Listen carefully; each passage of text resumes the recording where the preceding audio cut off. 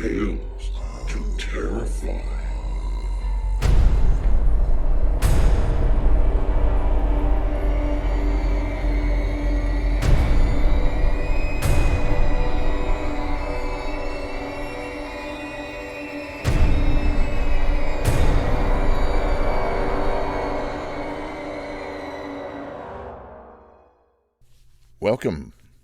Welcome, children of the night.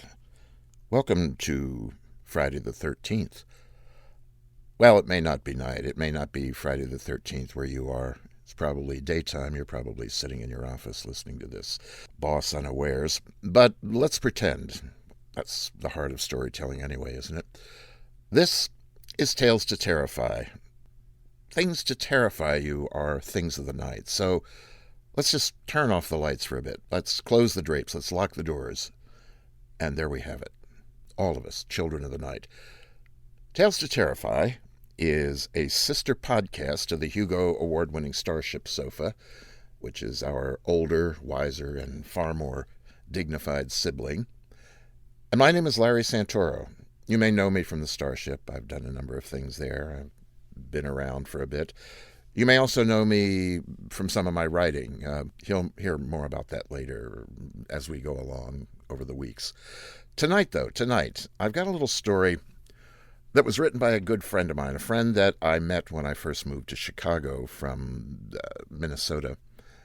His name is Martin Mundt, and I met Marty when I walked in off the street one day to attend a writer's reading group called Twilight Tales. It was at a pub called the Red Lion.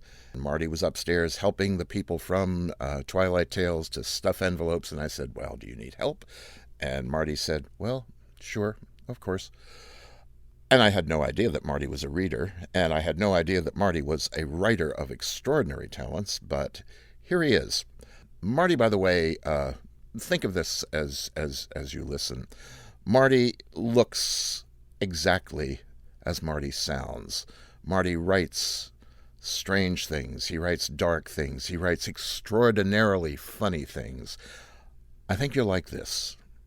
I'll talk a little bit about it later. It's called Chair. Marty?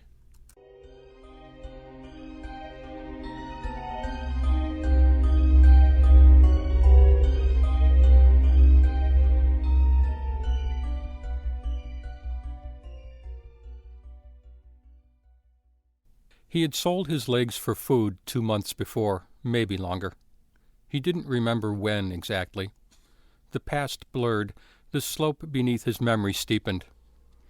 He remembered once watching the rumbles of black smoke shuddering out of a city jimmy grinder after it had snaked its wide blue corrugated hose down into a manhole where the understreet people lived, poor bastards, and then started sucking the discarded bones up from the sewer and mulching them down into recyclables. He remembered exactly how that insulation-thick, black cloud billow of smoke extruded from the sparkling steel teeth as they sawed down the snarls of fresh bones, a fine, almost weaponized powder of smoke, like expensive, delicate oil stains flying on the wind. That's what the past was like in his head, all of his life slipping like a mulched patch of dirty camouflage into the smudged smokestack horizon. So maybe he had sold his legs 2 years ago. He couldn't quite remember. And anyway, he liked to look to the future. He liked to think of himself as an optimist. After all, he hadn't sold his legs for money to buy food for himself. No. He'd sold his legs right up to the crotch, so somebody out there, somebody wealthy, it went without saying, could have exotic meat for their gourmet dinner. Or maybe for their dog bowls. Hell, he didn't know. What difference did it make to him once the legs were gone? All he knew was that he had gotten paid, thank Forbes.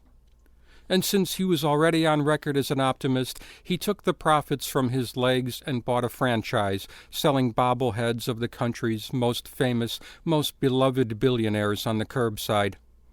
A down-market franchise, to be sure, but leg meat didn't bring much money. On the other hand, he knew that every millionaire started with $1 of profit, and he couldn't afford the bobbleheads of the truly desirable trillionaires.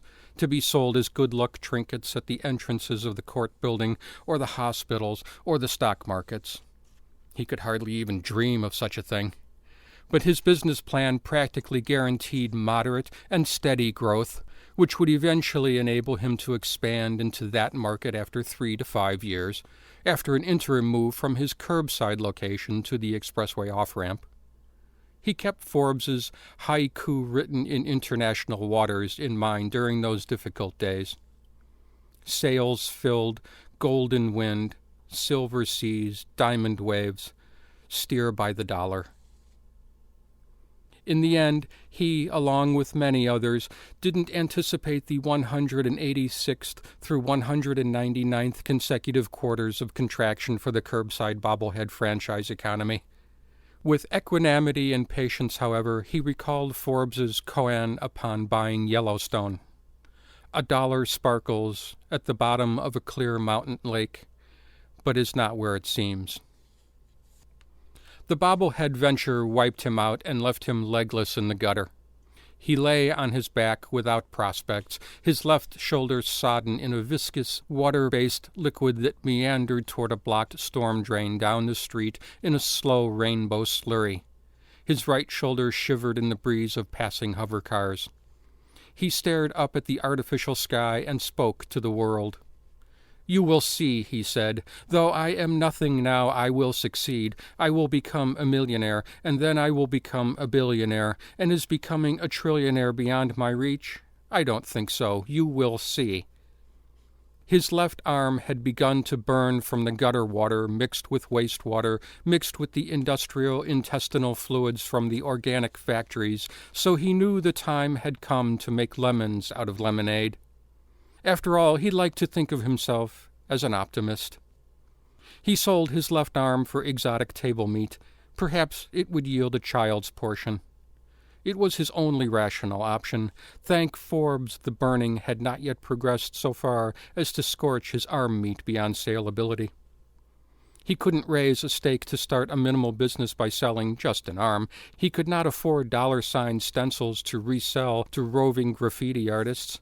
He could not afford the mass-produced counterfeit $2 bills that entrepreneurs stuck in their bicycle wheels for that lucky feng shui flutter of profit like the riffle of a stack of bills to begin their days. He couldn't even afford to borrow against his other arm in order to start a micro-business as a placeholder in one of the thousands of lines waiting for service across the city because he had no legs. He could hold a place while legless, of course, but what self-respecting entrepreneur would let his place be seen to be held by a legless man? Appearances must be kept up. He understood. He wouldn't have hired himself. So he sold his left arm, right up to the pit, for meat. The money kept him going, but nothing more, though he felt certain something would turn up.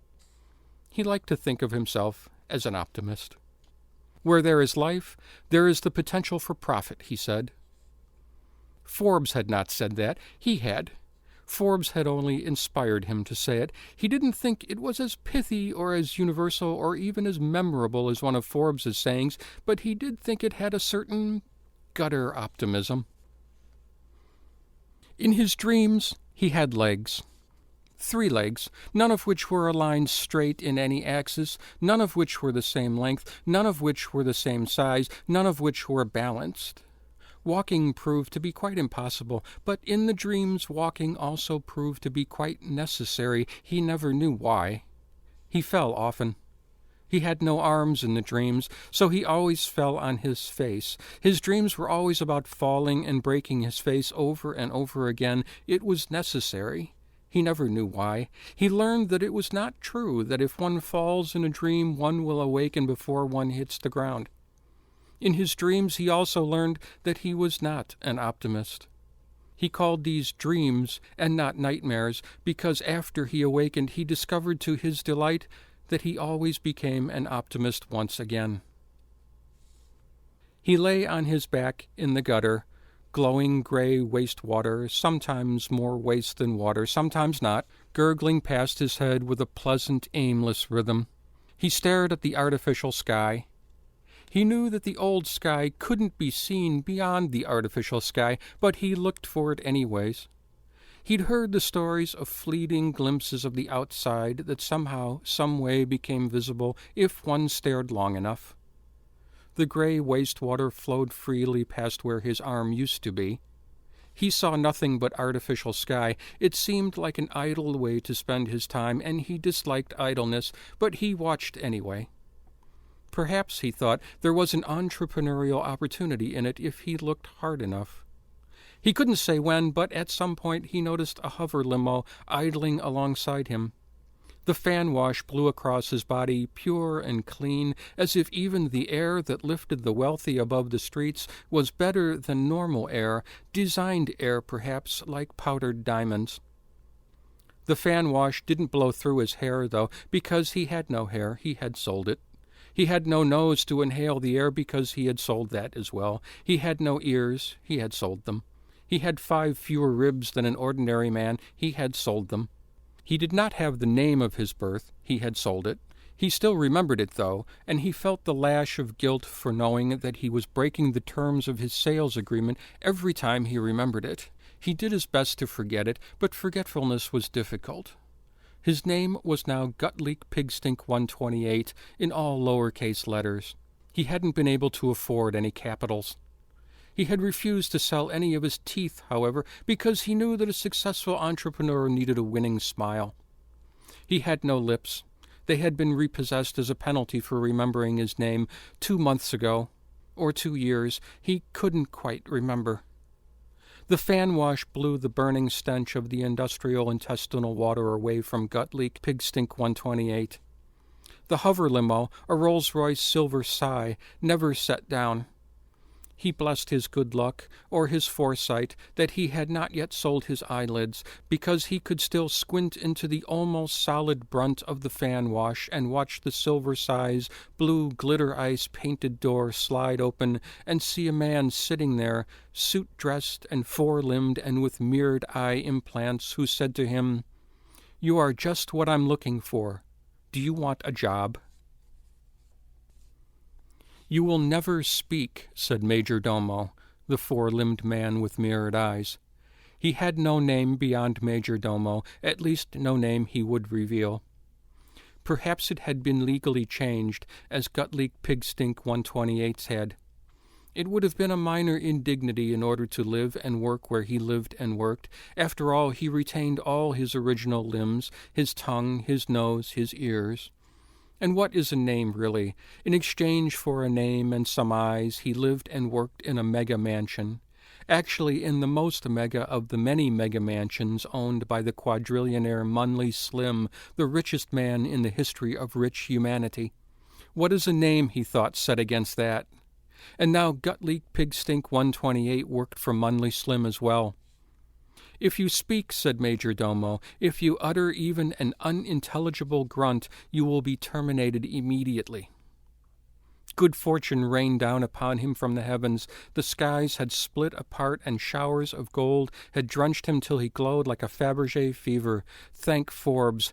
He sparkled with the promise of prosperity. The bones that he had retained felt lightened. The flesh that remained to him glowed with warmth. The spirit that he was allowed to access without legal penalty joined with the angels.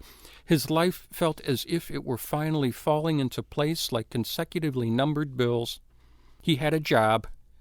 Major Domo screwed a hand-carved oak Edwardian chair leg into a titanium socket that had been surgically implanted into the bone tip of his left shoulder, where his left arm had once lived. 2 other matching antique Edwardian chair legs had already been screwed into titanium sockets implanted into the tips of his thigh bones. "On all fours," said Major Domo, when he had tightened the leg to his satisfaction. "There." He pointed to a spot on the plush-carpeted floor. Gutleak Pigstink 128 knelt on all fours, 1 hand and 3 Edwardian legs. The combination felt strange, new, but not beyond his ability to adapt to, and so he said nothing. He made no sound at all except for a slight scrunch into the carpet. Major Domo settled a wooden chair frame armrests and a seat back on top of Gutleak Pigstink 128. He said nothing. Major Domo arranged a cushion on top of the frame, on top of his back. Thick, heavy tassels, deep crimson and purple braid, dropped across his face, blocking most of his sight of the vast hall in which he had been assembled. From this point on, you shall behave in all ways as an Edwardian side chair would behave. Failure to do so will result in immediate termination of your work contract. You will express your understanding and agreement by behaving as an Edwardian side chair beginning this moment. He watched Major Domo turn and walk away. He could do nothing but admire Major Domo's fine shoes and the excellent cut of the lower half of his pants. He did not speak. Chairs did not speak. His spirit, however, joined with the angels. He had a job, thank Forbes. Now he could build a stake for himself. Now he was on his way once again to becoming a billionaire or even a trillionaire. But wait, was he not an optimist? Was he not even now at the beating heart of Mundt Slim's empire? He realized that his problem was that he had always aimed too low, that he had always been afraid of success. Now, he told himself, he was on his way to becoming the world's second quadrillionaire. For several days, Gut-Leak Pig-Stink 128 remained the only piece of furniture in the dark hall, set at a 45-degree angle, half facing a huge fireplace that looked like a mid-21st century Victorian medieval reproduction of a 19th century neo-Gothic revival piece. It loomed over him in shadows, ash, dark, and stone massive, like the taproot of a castle. He couldn't raise his head to see its upper reaches without behaving in an unchair-like manner. He decided that it was either a genuine antique like his Edwardian legs and relocated from some European castle, or it was a cunning and expensive recreation. He didn't know which, but he knew Mundt Slim could afford either without a second or even a first thought. Mundt Slim had begun life with nothing, or perhaps a few insignificant tens of billions inherited from his father, but no more, and not even that much from his mother. And with nothing more than that and a winning smile, Gut-Leak Pig-Stink had memorized the story from childhood. Slim had clawed his way up to become humanity's first quadrillionaire. Slim had been fortunate, no doubt, or perhaps foresighted, or perhaps merely influential enough to get in on the ground floor when the governments of the world decriminalized white-collar crime in the last quarter of the century. And then after that he was perhaps doubly fortunate, or doubly foresighted, or merely doubly influential, no one could say for certain, when he became the chief financial officer of Earth. The position at first seemed to be a step or two down for a man like Slim, even bordering on the menial, but it did allow him great scope for imaginative, non-traditional methods of remuneration, now that white-collar crime had been legitimized. Who could forget his startlingly original worldwide campaign, Give Slim Money or Starve? Very non-traditional, but also very effective, even for a billionaire. Billions became trillions. Then he devoured other trillionaires like Pez. Trillions became hundreds of trillions. His wealth ceased to be countable by money. Hundreds of trillions became a quadrillion. He had never once been heard to utter the word optimism. No one had yet dared market a bobblehead of him, and everyone said that without Mundt Slim, even more than Forbes, the world would not be the place it was. Gut-Leak Pig-Stink 128 didn't have to wait long before the rest of the hall began to be furnished. Major Domo supervised 4-limbed workers as they brought in men and women like himself, people from the streets willing to forego their humanity for a time in order to build a stake for the future. In other words, optimists. Several large, strong men possessing varying numbers of limbs were interlocked like a jigsaw puzzle to form a long, formal, non-speaking dining table in the center of the hall, long enough to seat 40 people. Other men and women were twisted into the shapes of matching chairs that lined either side of the table.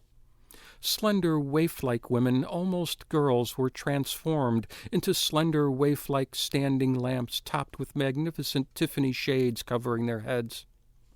Gutleak Pigstink 128 had no doubt the Tiffany shades were genuine antiques, masterpieces that had survived war and Holocaust, disaster and accident, now rendered up into Slim's possession for fortunes which he no doubt hadn't even noticed. A short, legless man held a cut crystal ashtray in his wide, toothless mouth and upturned face. His fat, pale, middle-aged body was then draped in long strands of identical crystal eggs to disguise his unfortunate lump in humanity. Only his misshapen face, his darting dark eyes, his scarred lips and triple chin betrayed his organic origins. He was placed next to Gutleak Pigstink 128. "You will not speak," said Major Domo. The ashtray did not speak. Major Domo gave his speech over and over again to every piece of furniture in the hall as it was assembled in place. Gutleak Pigstink 128 did not speak. Chairs did not speak. One day, whether it was morning or afternoon or evening, he didn't know, since chairs wore no watches and the hall had no windows. But one day, Munley Slim entered alone. He walked with a slow, deliberate pace across the length of the hall. He stopped and inspected every piece of his new furniture. He turned every lamp on and then off. He picked the crystal ashtray up, jiggled it, perhaps to see what sound it made, then set it down again in the same shallow impression it had left in the plush carpet. The carpet made no sound.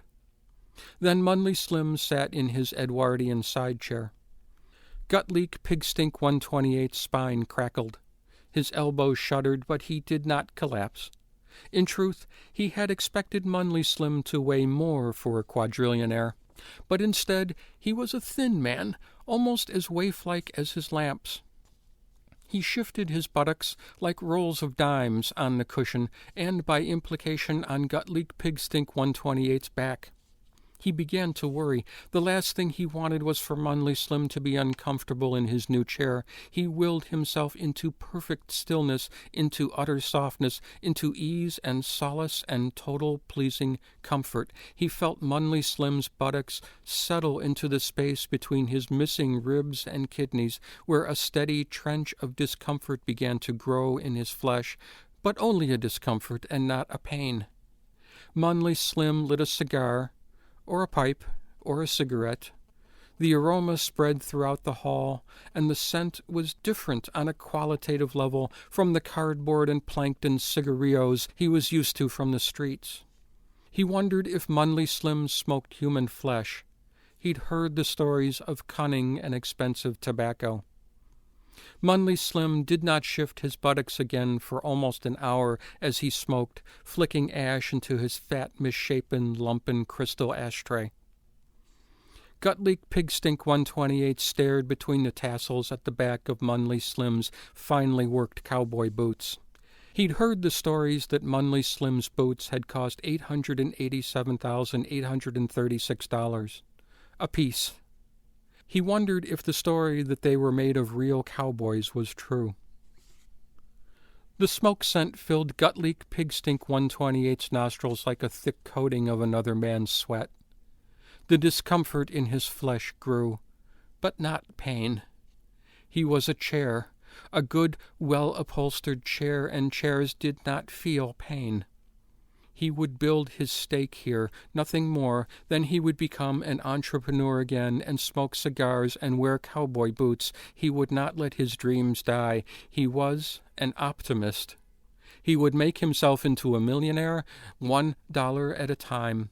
He would make himself into a trillionaire. By Forbes, wasn't he in the beating heart of Munley Slim's empire? Wasn't he an optimist? He would make himself into a quadrillionaire if he would make himself into anything.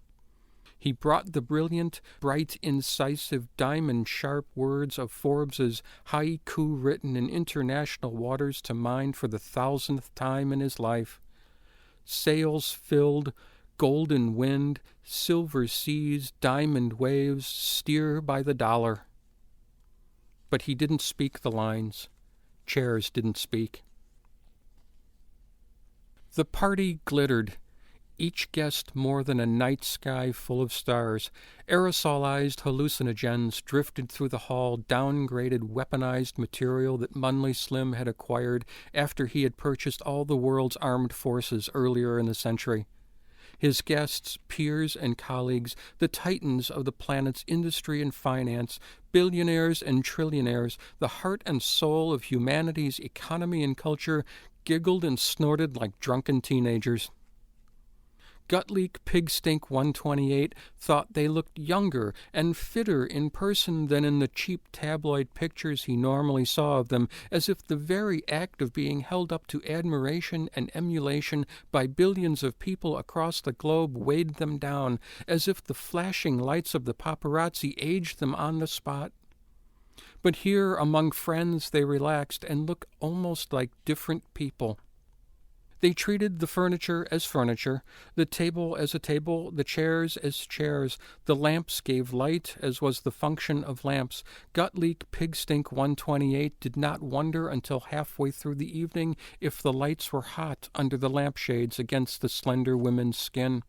He smelled no burning flesh. At least he smelled no scent like that of Munley Slim's cigar or pipe or cigarette. And then he realized he had not seen Munley Slim all night.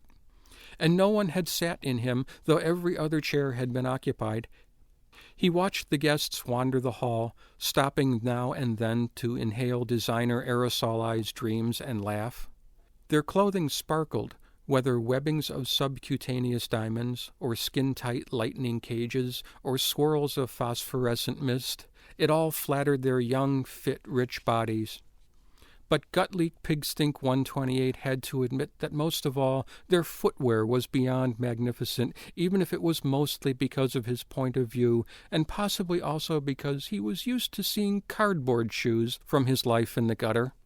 But one woman's high heels were made of 3 antique gold coins, a Krugerrand, a 1933 double eagle, and a golden guilder, each with a hole drilled through its axis.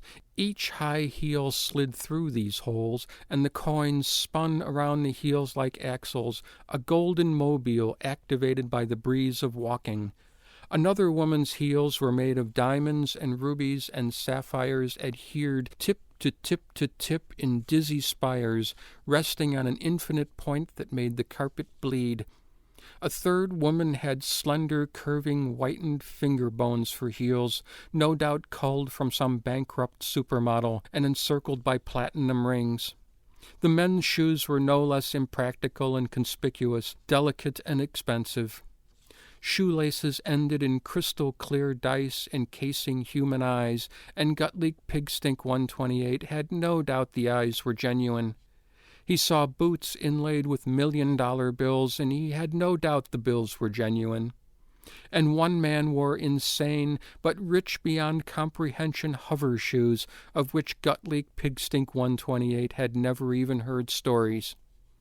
This man glided an inch above the carpet on a hushing cushion of air, without even the need to move his feet, like an angel of riches. The hover shoes were surfaced in faceted and polished titanium, reflecting light upon flicker upon reflection upon light. The man flew upon twin kaleidoscopes. Gutleak Pigstink 128 was surprised, though he shouldn't have been, when this man sat on him. No one had sat on him the whole party. No one had sat on him ever except Munley Slim. The shoes shut off. The feet settled to the carpet with a sigh, the man with a groan. The familiar discomfort dug into Gutleak Pigstink 128's back. The insane but rich beyond comprehension man was Munley Slim. The party glittered around Munley Slim in his comfortable chair, like a planetarium of stars swinging around a star projector. Gutleak Pigstink 128 watched as all the shoes, no matter how magnificent, stupendous, astonishing, encrusted, unique, or overwhelming, came and catered to Munley Slim at some point during the evening. In the gutter, he had seen cardboard shoes, one size fits all, but lucky if you could get them. And shoes made of string and cloth, and shoes made of just the string along with some dried blood to bind it together, and shoes made of bubble wrap, good for dancing, and shoes made of hair and tinfoil, very nice for the winter. But chairs, he decided, must be experts on shoes.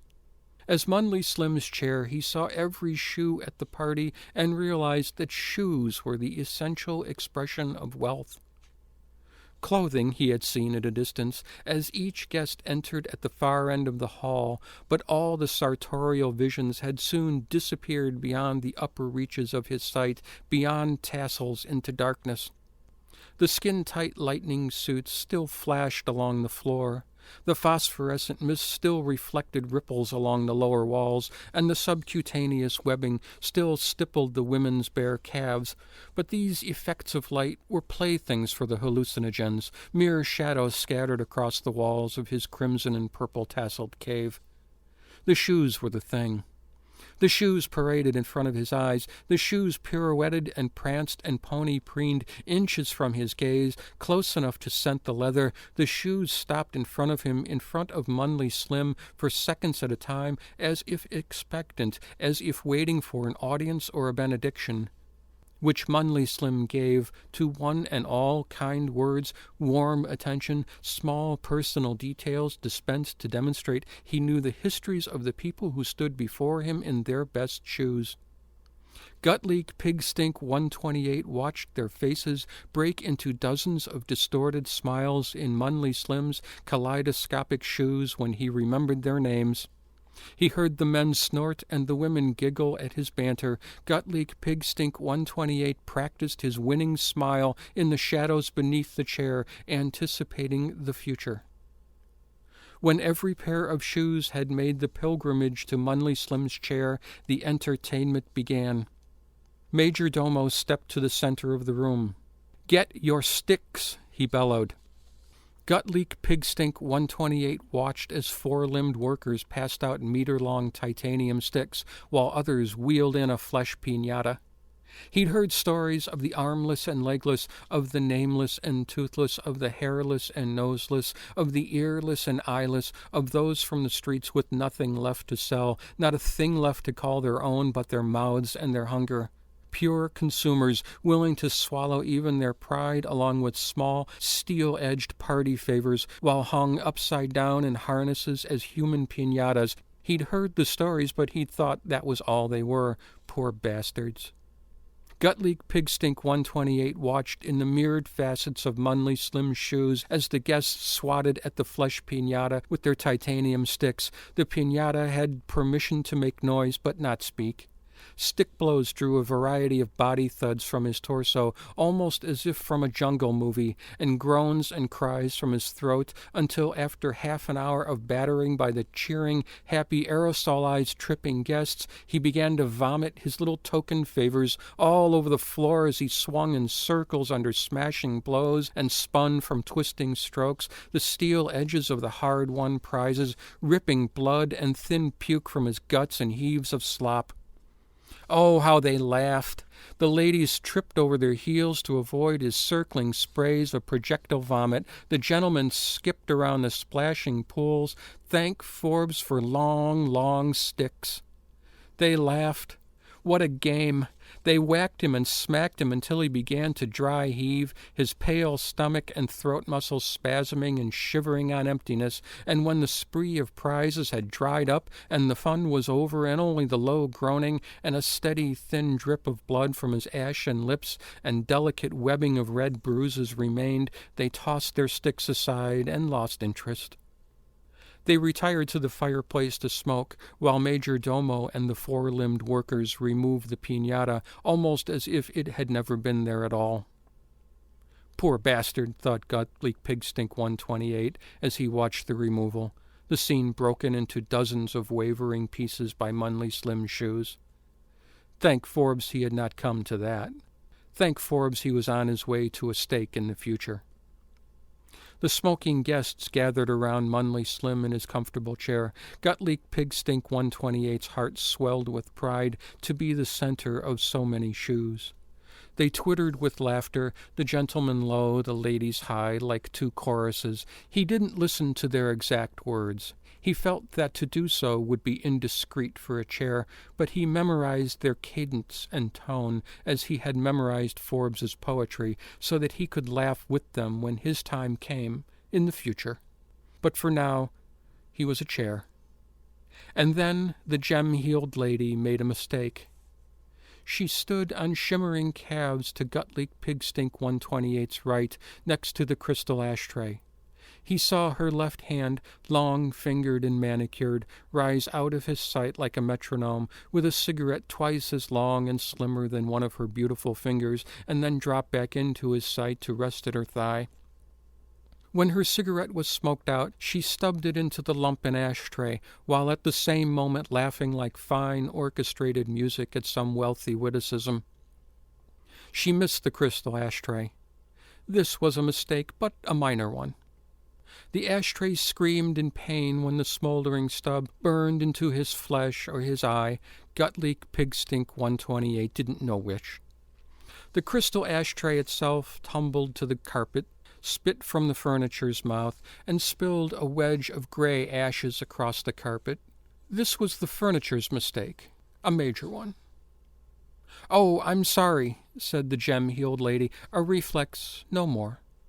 This was a worse mistake. One did not speak to the furniture. "It's okay," croaked the furniture, and that was the worst mistake of all. All conversation stopped. Gutleek Pigstink 128 thought he could hear cigarettes burn in the vacuum of astonishment. These words constituted a conversation with the furniture. Gutleek Pigstink 128 almost could not contain his disgust at the lack of professionalism in the ashtray's behavior. Munley Slim's hover shoes switched on. He stood and rose into the air, then glided toward the far door, his feet unmoving, angelic smooth in his detachment, touching nothing, saying nothing. Gutleek Pigstink 128 understood. All were furniture to him now. The party was over. None of the shoes moved. Munley Slim stopped at the door, hovering, bent to Major Domo's ear, whispered, and left. Major Domo stepped to the center of the hall, followed by four-limbed workers. "Everyone is fired," he cried into the silence, his voice like a plague of tongues. A waif-like lamp fainted dead away. The dining table twisted and swayed, but didn't collapse, so cunning and intricate was its construction. A few of the ladies toppled from their heels, swooning to their knees, so delicate were their constitutions. Gutleek Pigstink 128 held his form. He was a chair. He would remain a chair until they unscrewed his legs. He appreciated the empathy of the fainting ladies for the predicament of the furniture. He knew the rich had feelings more fine-grained than the rest of the population, and he could almost not wait for his ability to empathize to increase with his future wealth. But for now, he was a chair, nothing more, nothing less, and he would behave as such. He watched the four-limbed workers dismantle the furniture and usher the guests out of the hall. But he also watched the workers strip the guests, the handsome men and the fine ladies, of their clothes and shoes as they left. The guests did not demur, though it seemed to Gutleek Pigstink 128 that any mere millionaire, much less a billionaire or trillionaire, would not let a worker strip him or her naked, or even more than naked, since mobile surgical units clustered at the door to remove their glittering implants and shimmering webs. The strangeness of it all came before the shock, and then Gutleek Pigstink 128 realized again that the guests really didn't look anything at all like their pictures in the cheap tabloids. The shock came when he realized that the guests, each and every last one of them, were not millionaires, billionaires, or trillionaires. They were as he was, people from the streets, hired as furniture, hired as billionaires and trillionaires, dressed as billionaires and trillionaires, and now fired. Gutleek Pigstink 128 blinked and set the tassels swinging. Was Munley Slim alone real? Did Munley Slim alone own all the money in the world, having eaten all the other billionaires and trillionaires like Pez? Did Munley Slim own the world itself? No. Such a thing could not be possible. That would mean... Gutleek Pigstink 128 ran the thought down to its ragged end. That would mean that he, Gutleek Pigstink 128, could never be a trillionaire, or even a billionaire, could never be a peer and colleague of Munley Slim. It would mean all his optimism was nothing more than the flying, oily smoke of a city jimmy grinder. The four-limbed workers reached him. "Take the ashtray," said Major Domo, standing in front of him in shiny, perfect, unattainable black wingtips, "but leave the chair. Mr. Slim likes the chair." The workers disassembled the ashtray and every other piece of furniture in the hall, including all the carpet, except for a small section cut in a square around Gutleek Pigstink 128. Major Domo supervised. The workers worked. No one spoke a word to Gutleek Pigstink 128. No one spoke to chairs. When they had emptied the hall, except for Gutleek Pigstink 128 and the small square of carpet on which he stood, they left, turning out the lights as they did. Only a few embers still glowed in the fireplace, the remnants of cigarettes and cigars and the little discarded ghosts of pipe embers. The flickering shadows suited his mood. He could no longer look up at the artificial sky, so he looked down at the carpet as befitted a chair. One of the interwoven pieces of the deep plush, flesh-colored carpet looked up at him, his arms and legs and knee-length hair braided into the arms and legs and knee-length hair of those surrounding him, and recited Forbes's "On realizing a new morning dawns each new morning." The sky never falls. Willows rustle in sunlight. Markets never fall. "My name is Mousepiss /Pissmouth," the carpet whispered. "All lowercase, and mouse and mouth are misspelled. I couldn't afford spell check or capitals. Nice to meet you, fellow entrepreneur." Mousepiss /Pissmouth smiled a toothless smile and winked at Gutleek Pigstink 128 with his remaining eye. Gutleek Pigstink 128 smiled. This was what he liked to see. Optimism. His spirit, at least that part of it that he was legally allowed to access, soared to join the angels. But he didn't say anything. Chairs didn't speak. And, in truth, though he said nothing, he thought the carpet had behaved in quite an unprofessional manner by speaking.